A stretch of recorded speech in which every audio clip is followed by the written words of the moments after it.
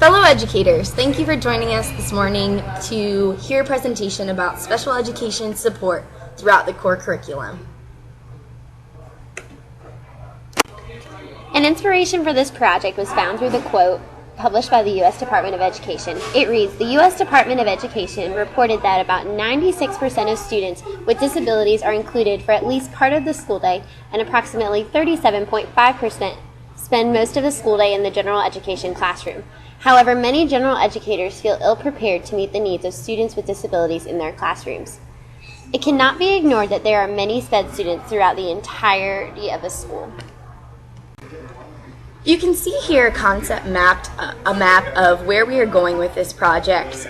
This is just sort of a general outline that you can look at that discusses the programs in which we wish to implement. We're going to talk about some portfolios, we're going to talk about grading, and we're going to talk about some additional teacher training that needs to take place to prepare teachers better for special education students.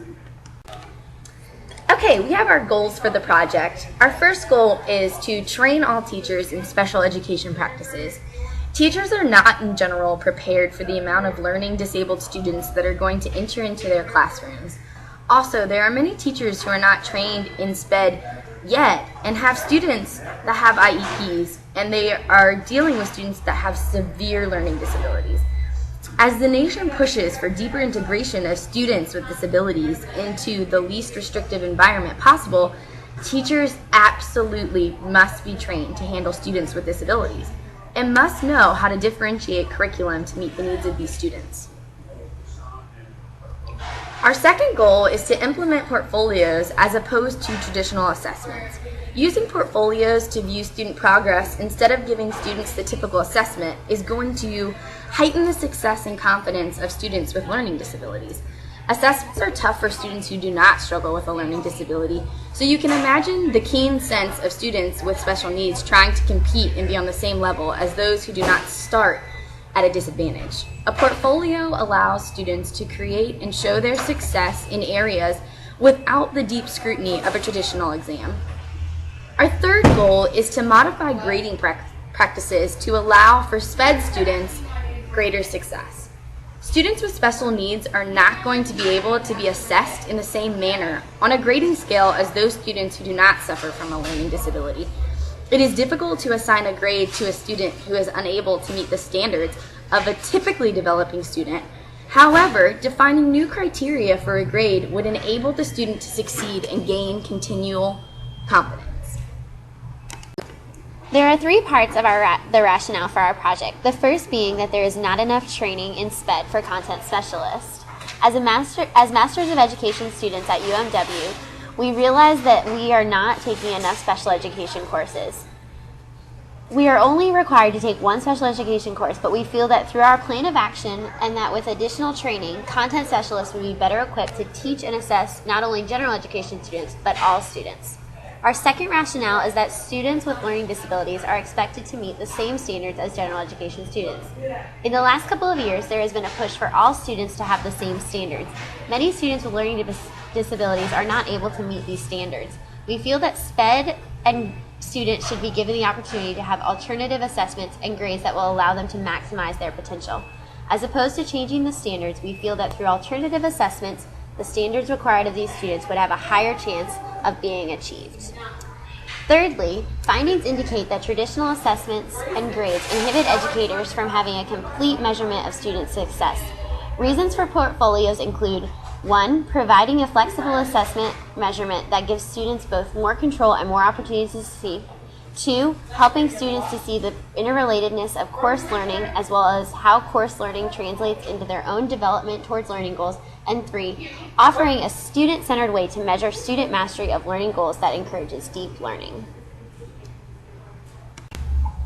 We really wanted to ensure that you, the viewers, understood exactly how our project is going to prepare students to survive in the 21st century. So here are the ways in which what you will see throughout the rest of this project are going to meet the 4 C's of the 21st century learning.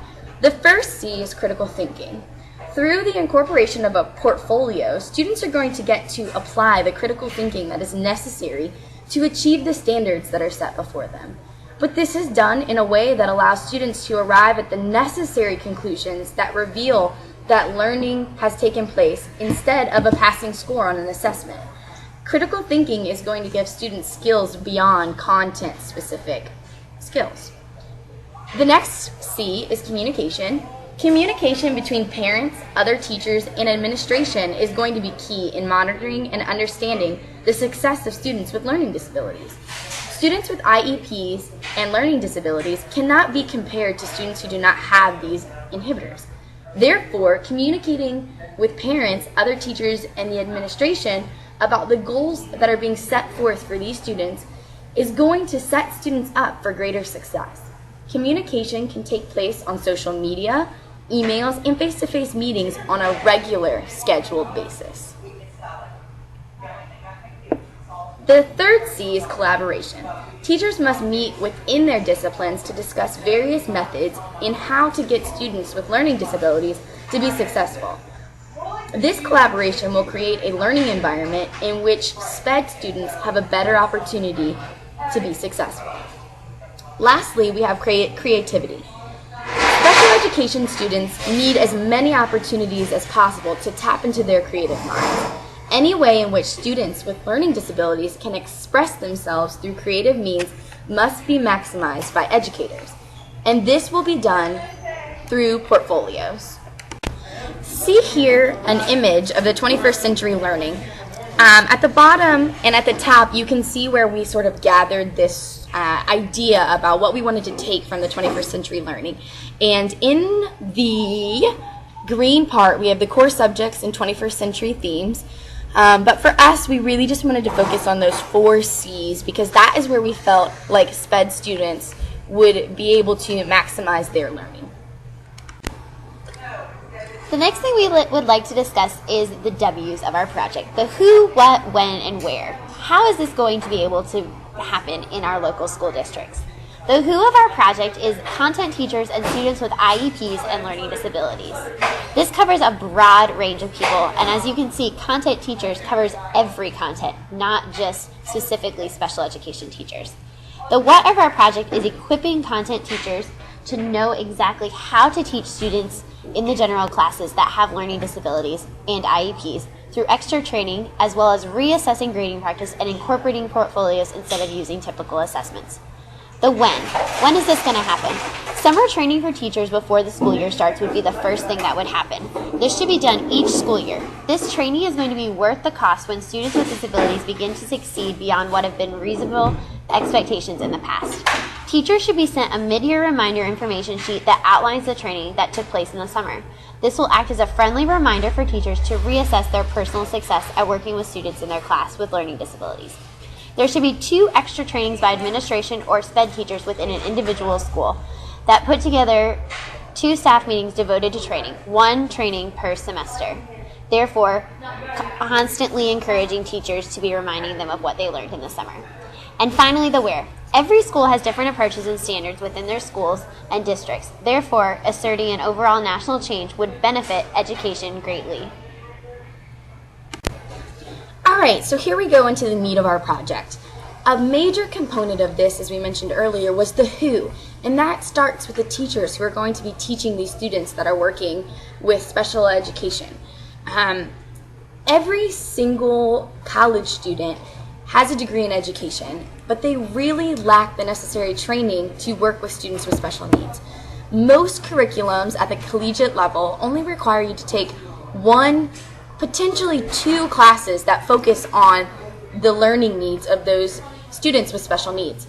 Therefore, we believe that content specialist teachers need to be better equipped to teach special education. We know that these teachers are great history specialists, and we know that they know math backwards and forwards. But do they know what students who have autism or students who are dyslexic or have other learning disabilities, do they know how to properly meet the needs of these students? And we are really arguing here that due to 1 class in college, they really don't know what those students need to succeed. Through this training at the beginning of the year and special education teachers working with content specialists, it will inspire teachers to work with all students. Many content teachers do not realize how valuable special education training can be, not only for their special education students, but for all of their students. Through this training, it would also encourage interdisciplinary planning and accountability. The students and teachers are going to start working together. Math teachers are going to be working with history teachers. English teachers are going to be working with science teachers. And therefore, all of the students are going to get more beneficial services than they would have originally. Especially because they know that everyone is looking out for their needs. It's not just one teacher, striving on their behalf to make them and get them where they need to be. It is going to be across all the disciplines, working together on the behalf of this one student. It's going to change an entire school environment. Another major how of our project is that we want to institute portfolios as opposed to tests as the assessment tools in our school. For the first thing, what is a portfolio?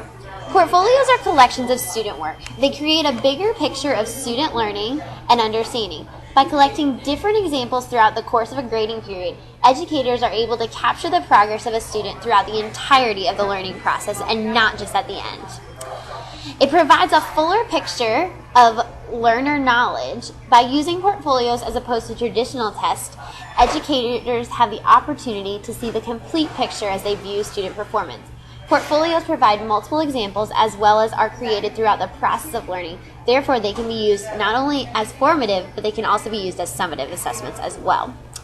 There are some drawbacks to portfolios, which include that they are time-consuming in nature and require a new rubric, as well as additional training for teachers. However, portfolios have been characterized by some teachers as a worthwhile burden with tangible results in instruction and student motivation. Portfolios will be covered at the required training at the beginning of the year and extra training sessions throughout the year. Through these trainings, teachers will be well equipped and in turn more effective in their classrooms. Why do students need grades? It's said that grades are given to students to show them their personal progress, to motivate, and to allow teachers to plan instruction based on students' strengths and weaknesses. Whatever the reason for giving grades, when considering a community of learners with disabilities, grades tend to remove confidence, reveal failures, and lead to teacher frustrations because students with learning disabilities are being asked to compete on the same level as those students who have no learning disabilities.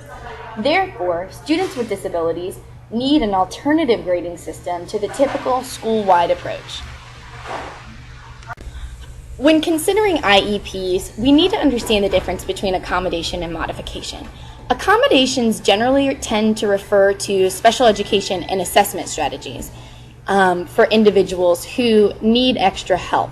They're generally altering curriculum expectations for a particular student, whereas a modification is when you make something more appropriate for a student based on maybe giving them less work, setting a new standard, or giving them an entirely different project or work to do because their learning disability hinders them from actually being able to produce the same as those others. So we have to understand what the difference between these two is, because you can make accommodations for students, but then you can modify actually what the student's doing. And we are calling for extreme modification here. We really want to change the way students with special needs are being assessed and the way that they're being graded. Students that have an IEP or a learning disability begin their classwork with initial disadvantage. They are not able to work within time constraints, their critical thinking can be affected, and there are many other potential hindrances to their learning. Yet, despite this understanding, students with special needs are still asked to achieve the same grades and accomplishments as all other students within their class. There has been a big push for greater understanding of grading within this community. This idea that grades should be fair, and fair being understood when defined as maintaining equity and meeting individual needs, not necessarily as equality, which is treating all students exactly the same. Research suggests that students need to have fair grades and equitable grades that are broken down in the following ways. Fair grades provide an opportunity for high grades to be earned. Fair means that grades provide meaningful reflections of a student's experience in the classroom. And fair means that flexibility as needed to meet individual needs of students for those grades. Grades are considered equitable when they maintain high student accountability, even when a grading system is individualized. And then they're considered equitable when grades accurately matches grades to performance when accommodations are implemented. So that essentially means that grades match the effort in which the student is putting into what is coming out. Schools have done their best to maintain school-wide and county-wide grading policies, but it is a very common practice for teachers to vary within their own personal classroom what the meaning of grades are. So as a general rule, if you are a parent or a guardian of a student with a disability or IEP, you should have a serious conversation with your student's teacher about their grading policies and create a plan and come to an understanding of what your student, not teacher, is going to be expected to do. All of the different hows of our project are great, but we must have a way to measure them.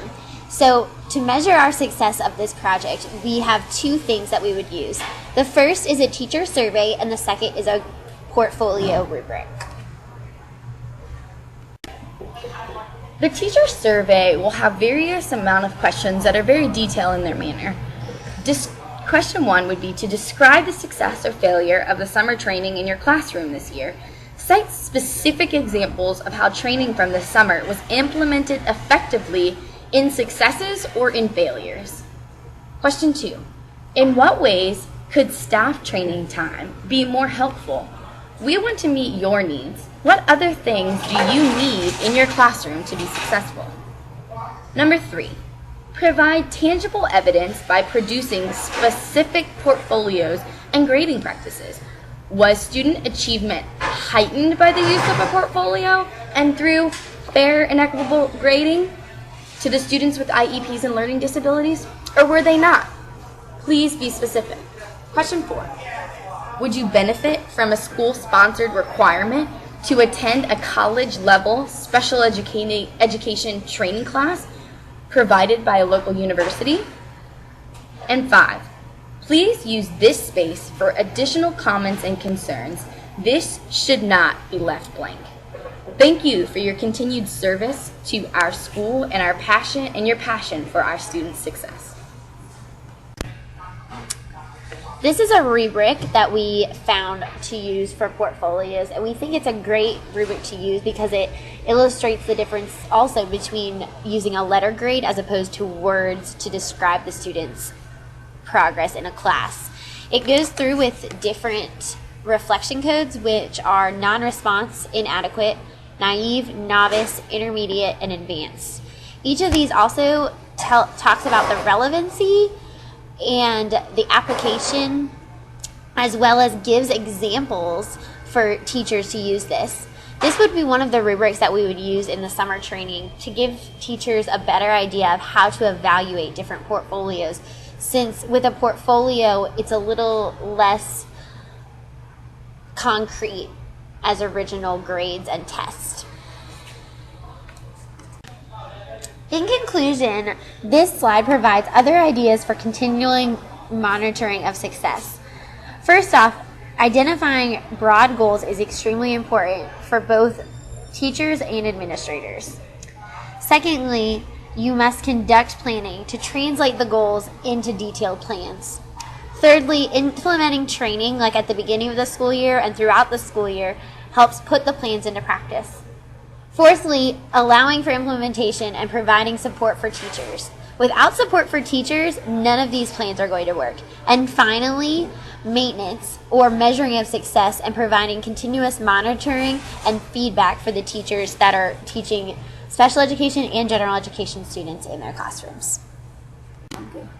Provided here is a list of our references, and they continue on to the following slide. Thanks for viewing our presentation. Have a great day.